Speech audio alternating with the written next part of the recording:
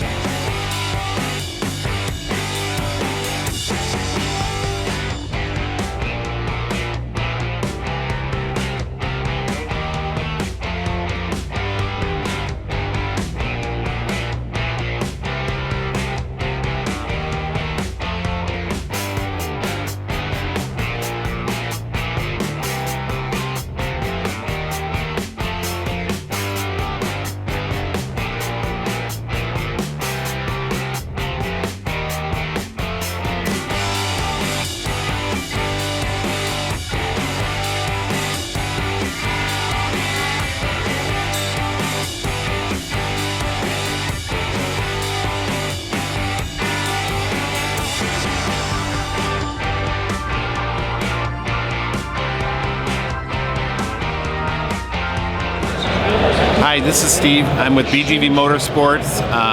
We run car shows and cruise nights all over the Chicagoland area and southern Wisconsin. But one of the things that we are most proud of is the charity work that we do at all of our events. We don't do any car show or cruise night without a charity involved.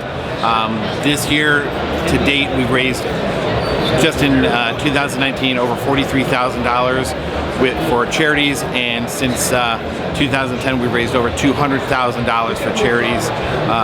This year in our championship show, which is one of our flagship shows that is a judged and participant voting show, we did raise over $17,000 for St. Jude Children's Research Hospital. They're our biggest charity that we raise funds for, but we also do raise funds for other charities like honor flights.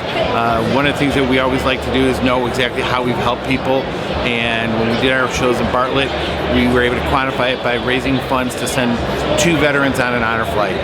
This past year we were able to work with the Gurnee Police Department and the Fraternal Order of Police of Gurnee and help raise funds to send 43 kids to go shop with the cops this year. So that's part of what we do.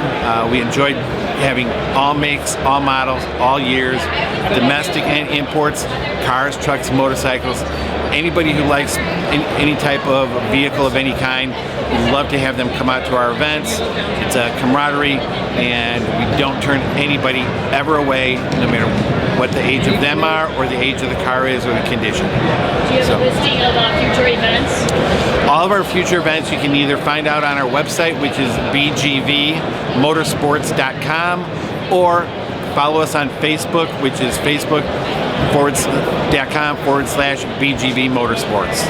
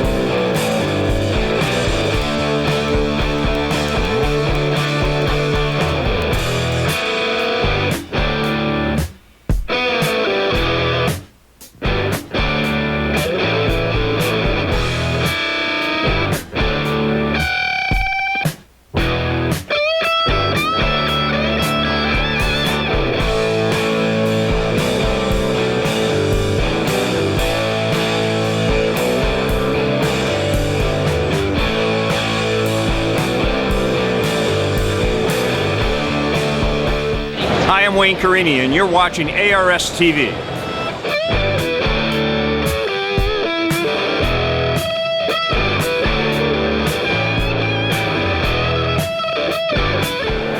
Hi, I'm Mike Ardito, ARS-TV, and we're at the McCacken Musclecar and Corvette Nationals 2019, and we've brought a unique display this year.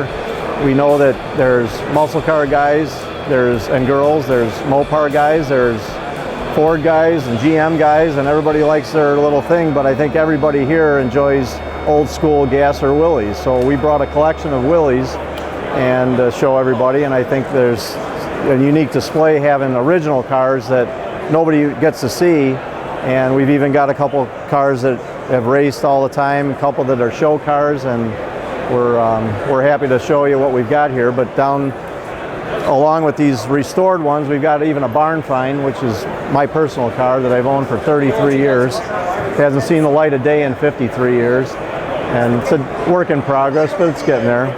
So we go down, we've got some pickup truck that was raced and daily raced. You can see the rubber all over the whole thing, and pretty unique car.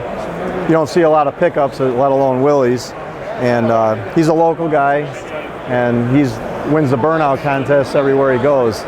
So and here we've got a bone stock original Willys, 1941, little 4-cylinder in it. These cars were about $600 new. They were cheap, they were lightweight, they were about 2,600 pounds, and that's why guys wanted to use them for race cars. They were just tough looking cars and people loved them. So it's rare to see one that's uncut. We got 2 of them here. If you just go. Here's another example of a bone stock original one. Came out of New York. Kevin McKay owns this one. He owns the blue one too. And it's a perfect example of an original car. Oops, sorry. We've got street version. Here's an all steel. You got to remember too, these cars are all steel. There's no fiberglass. They reproduce these cars, but these are all steel. All steel street car with a small block in it. And then we've got Dave Glass with his 2 real Gasser from the 60s. And this one's a Tasmanian tribute car. Blown Hemi, and he's having it judged here today at the show. So if you can make it out, you'll see some stunning cars along with all the muscle cars here. So thanks for joining us, and this is ARS-TV.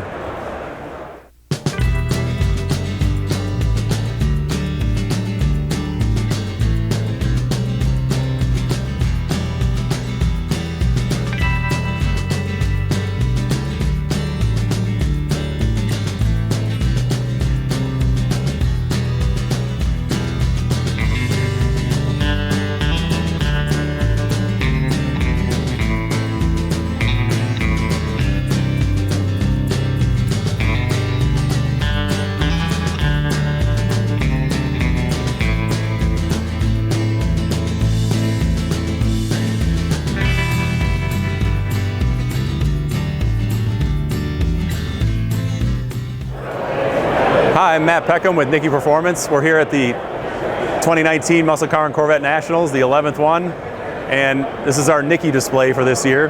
We have some pretty exciting stuff. This year we brought a couple different things, some bare chassis to show off some of the work we do. First we'll start with our Gasser garage.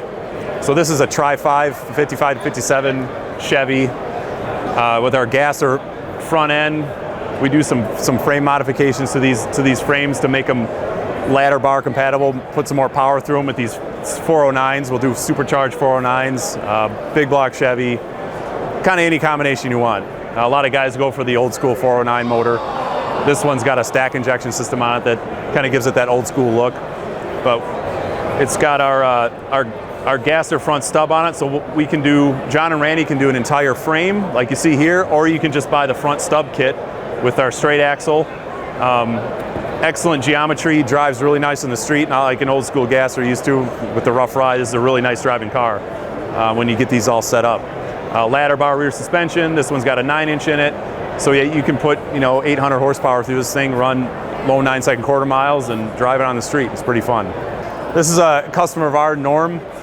This is a 2017 Camaro ZL1, and so it's got the supercharged LT4. This car is just a stage 1 car, just bolt-ons, headers, American Racing 2-inch headers, ATI lower balancer with a 15% overdriven lower pulley to up the boost to 13 pounds, Rotofab cold air intake. This car runs best time of a 10.4 at 131 miles an hour is his best time in good air. He runs this at NMCA Chevy Street Car Shootout, and he's won several events. The 2019 season, he won 3 events with this car in the 11.0 index class. So we're pretty proud of this. He's out there representing at the drag strip for us with this car, and we're going to do a little bit more work to this car over the winter so he can run the 10.0 index class in the Chevy Street Car Shootout. So pretty cool piece. The green really pops. That's why we put it in our booth. It also has our stripe kit on it.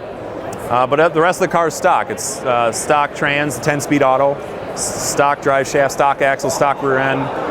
Runs it on pump gas, 93. This car made 673 at the rear tires with that package. So this is a pretty popular package for us. Next car we got down here is a 3rd gen Camaro. So another big business. We get into doing a lot of 3rd gens.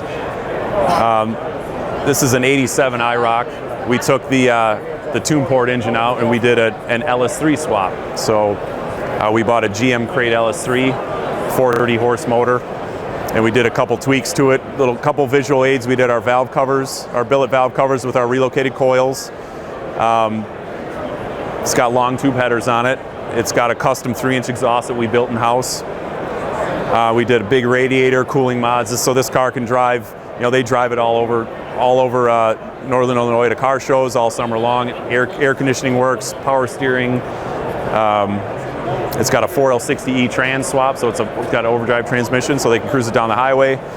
And it's a really nice driving car. I mean, doing an LS swap, kind of modernizes a 3rd gen up to kind of modern standards as far as horsepower. With the ever increasing horsepower of today, it's try to keep up with that with this swap. And obviously this is kind of an entry level, to these days. This car made 410 at the rear tires through the automatic.